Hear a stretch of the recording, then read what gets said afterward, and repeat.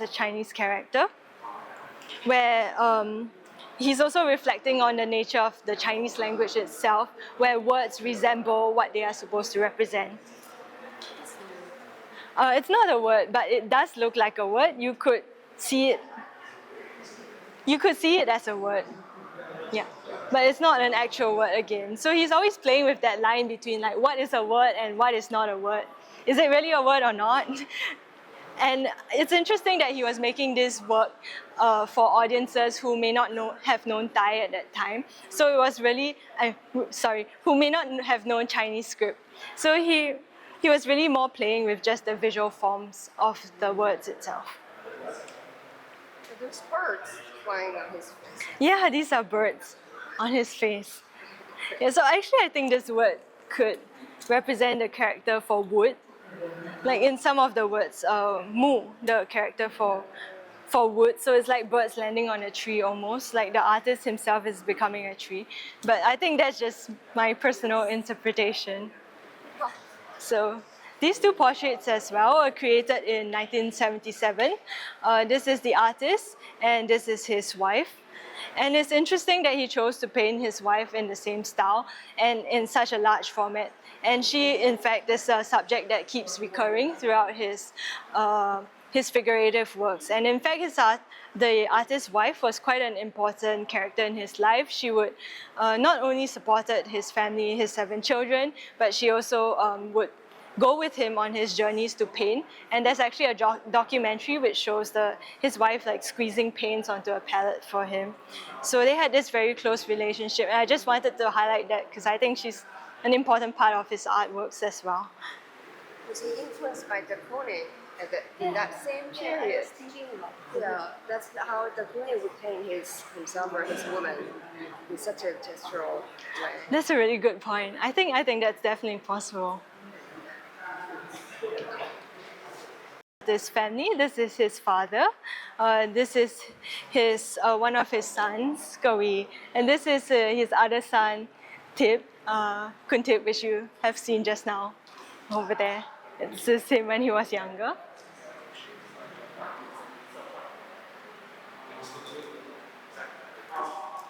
Yeah. So these portraits are from the early 80s already, and you can see that he's continuing to work with some of the techniques that he has already experimented in the past with all these very tiny, almost pointillist strokes that are repeated in a very obsessive manner. And it's almost as if like the repetition of strokes has become a way for him to achieve a meditative state of consciousness, whereas previously was mixing paint. Now it's like this act of painting the strokes again and again in so many layers that helps him to achieve a state of single-minded concentration. And in the 1980s, we see a new phase of Tang Chang's work, which is marked by a return to semi-realistic, semi-abstract subject matter and styles. And in this period, the artist's health had begun to decline, and he moved towards focusing on things in his everyday life, such as his neighborhood and also the people around him, and also still lives such as fruits and objects on his tables and things like that. So for him, painting on plein air or in nature itself was a form of therapy, and it was a turn away from the very physically demanding works that you have seen in the 60s, which would have required him to enter into almost a trance-like state where he painted and like expended a lot of energy. But whereas working on a smaller scale, definitely, and also working in nature surrounded by plants, that was a way for him to achieve his same idea of, communing with the Tao and with the oneness in nature, but in a more maybe relaxed manner.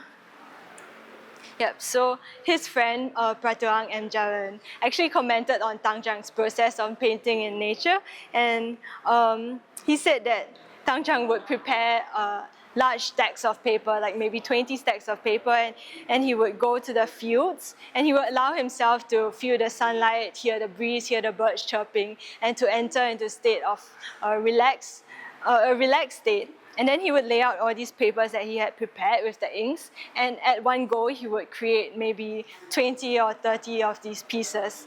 Then after that he would rest for about half an hour, and after that he would go back to his works and select the pieces that he was pleased with. So his method of like working in series, I think, is really much clearer with his paper works. But even in his canvases, you can see that sometimes he's almost depicting the same subject matter. Yeah, you'll see it in the next wall actually. Yeah, so what emerges from this really remarkable body of landscape paintings is his sense of like being in nature, not just as a detached observer, but as someone who is like situated in that moment in nature. So we'll see more of his landscape paintings on this wall.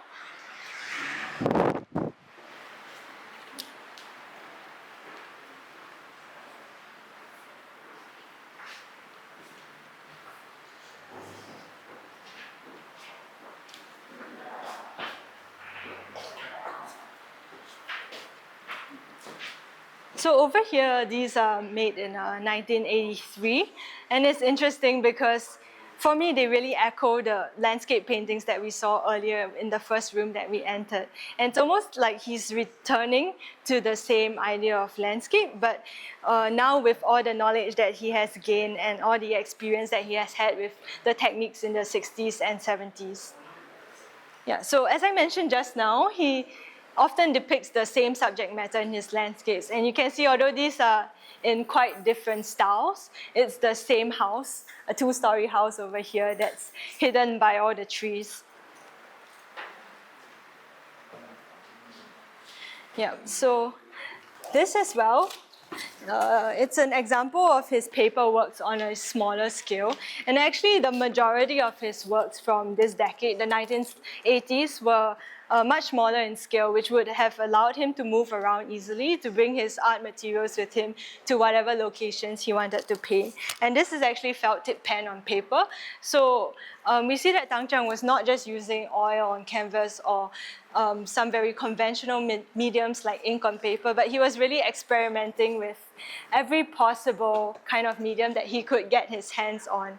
So that very stylistic diversity and that versatility in his practice is something that I find quite remarkable.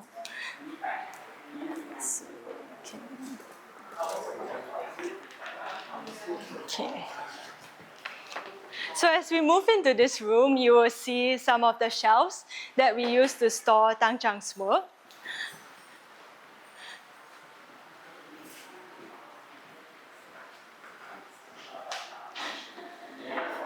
So I think just now someone had a question of like how were these works stored, right, before they were shown at Bangkok Kunsthalle. And yeah, this is the answer. They were stored in all these plastic corrugated boxes. And then now while we are documenting them, we are moving them into these shelves as well for easy access.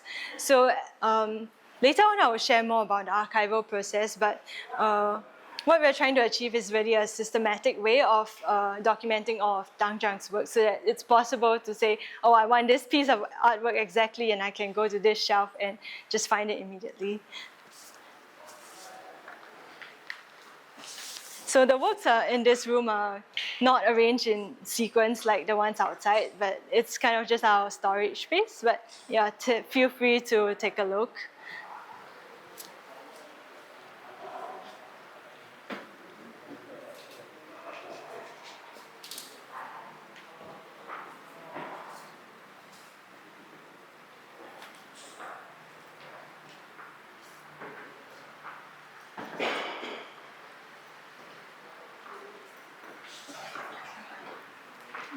So over here, you see more landscape paintings.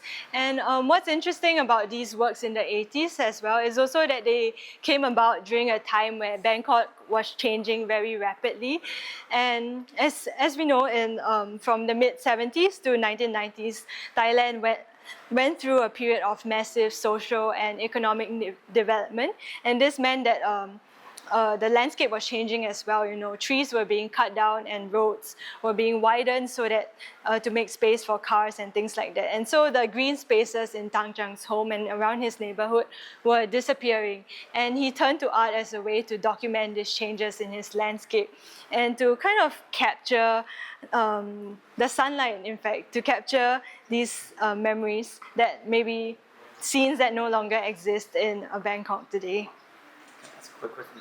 In the 80s, is he still using boat paint?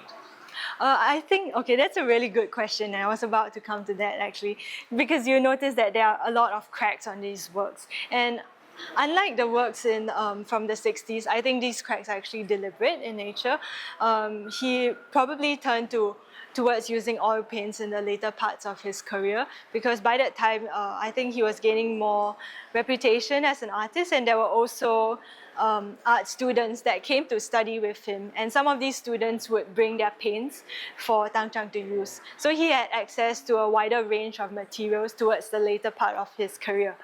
So I think for these works, he actually played with the layering of paint and the amount of time it takes for the paint to dry in order to cause the cracks on the surface. And it's interesting, again, that all his works have a very fractured surface. Like even with the repetition of strokes, there's always this sense of, okay, there's an image from afar when you look at it, but when you look at it up close, like if you just single out a very small square of the works and you just look closely, it's just dots and shapes. But are these cracks purposely done? I believe so. Okay, we don't know for We sure. can't know for sure, and we will have to send the works to the conservators for scientific and material analysis. Because it's almost kind of ironic that the Yeah. boat paint looks almost better preserved than when he was Yes. using oil paint. That's why I believe that these oil paint works were actually on purpose.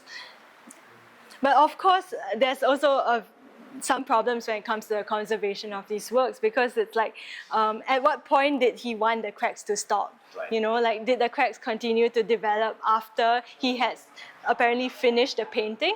So these works also raise a lot of questions in terms of conservation, which can be quite difficult for us to answer, and it shows how conservation in a way requires art historical understanding of the artist's practice. Are there any pictures of like one or two portraits, like after he finished it, and then what they look like now? I believe so in the archives, but right now we are mostly Okay. focusing on the artwork. So I think that is for a future project when we have plans to document the archival materials as well, or the photographs.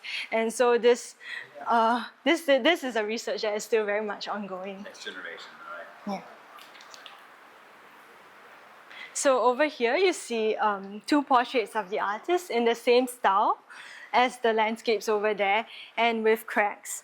So these were created in about 1988, estimated towards the end of the artist's life, when he was dealing with health problems relating to his kidney, and at that time he was going in and out of hospital quite a bit. And I think these paintings, especially the color scheme, which consists of this like contrasting greens and reds and greens that create almost a very clashing effect. It really expresses his state of mind at that time as a person who was ill and suffering from the disease that he had. And it's interesting that he chose to represent himself in the same style as the landscapes, because for me that it reminds me again of his portraits, self-portraits with the birds. It's almost as if nature is part of him and he is part of nature, and they're like merging into one, which really reflects back on the idea of the Tao, or the idea of the universe being made up of this one essential life force. Yeah, so this is a reproduction, which is why I'm touching with my bare hands. So this is actually Tang Chang's last work. So the story is that when he was going into the hospital, he came out of the ICU, and the doctor asked him, how are you feeling? Are you okay? And he couldn't really speak, so he took up pens and papers and he drew this image of a wilted plant.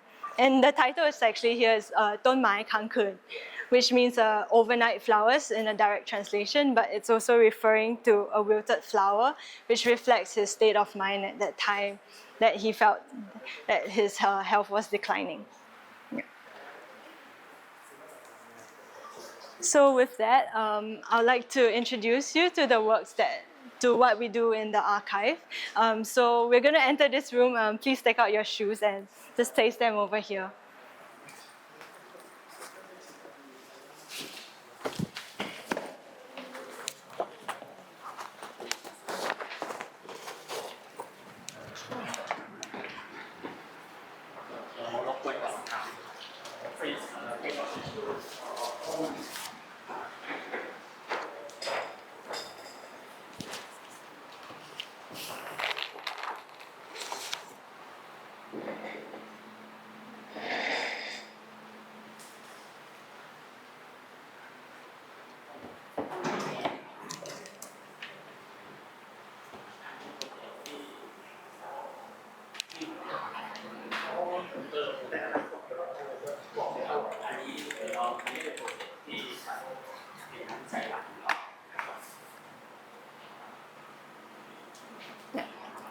Okay, so just a bit of sharing about this museum. So after Tang Chang passed away in 1990s, his work entered the collection of his fourth child, Kuntip, and it has remained.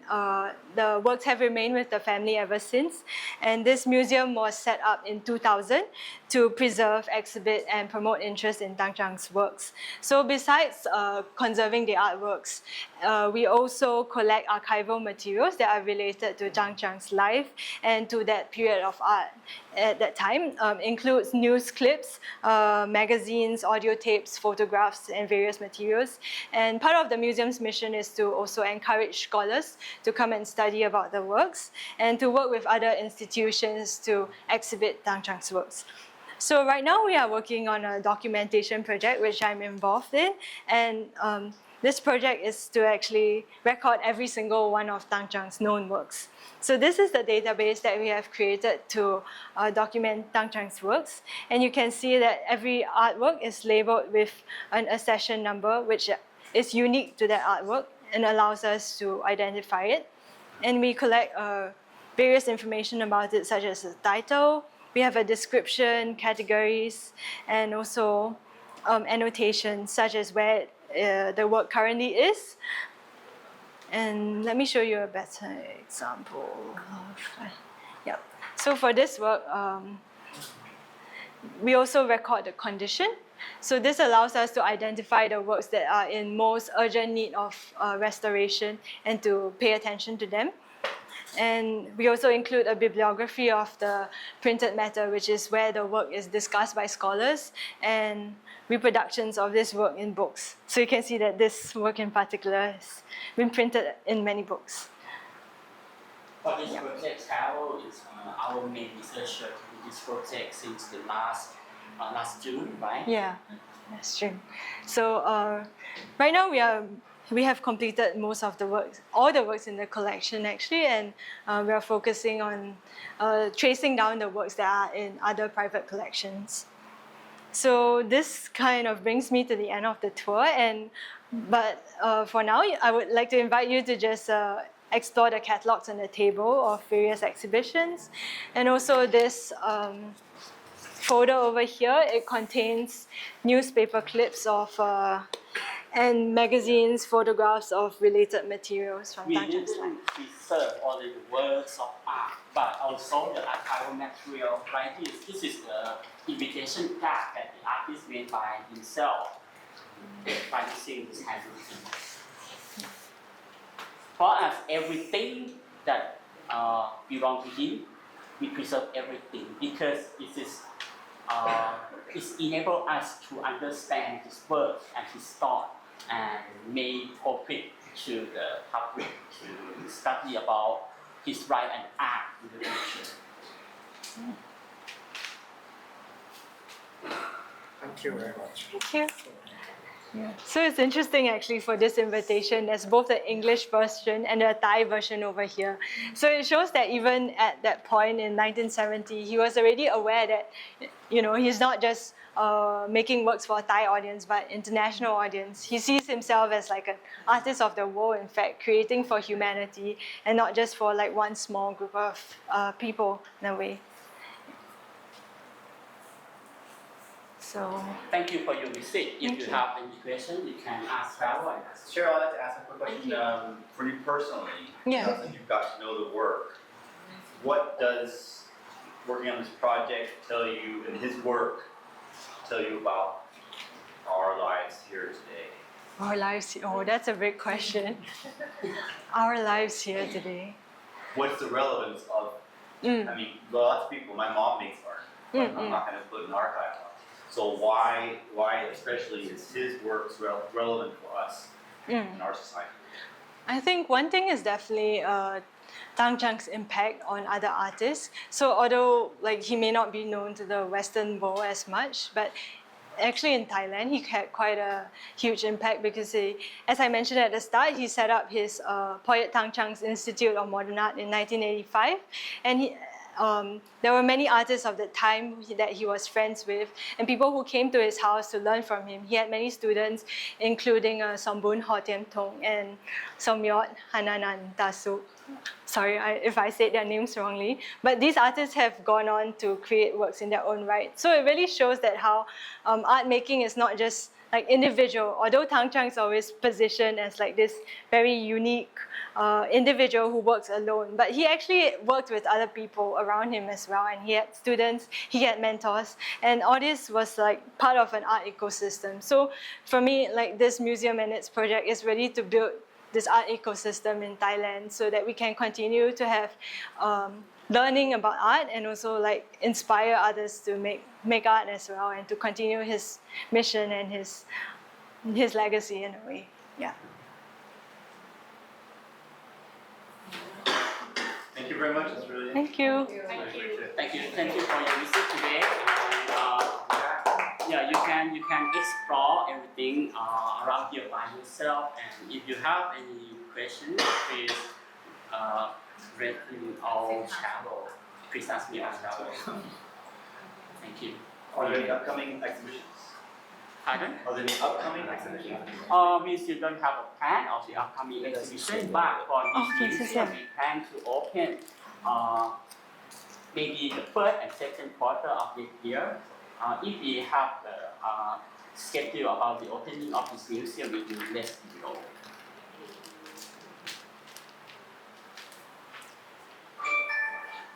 You can sit on the chair. Yeah, really. Yeah. I think I may have more time to read.